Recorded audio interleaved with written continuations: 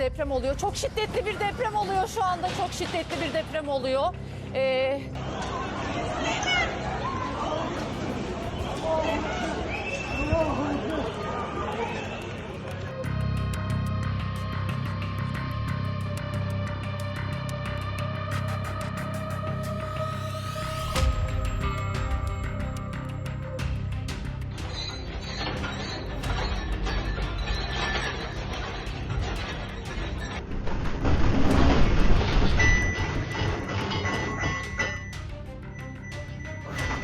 Çok kötü deprem oluyor.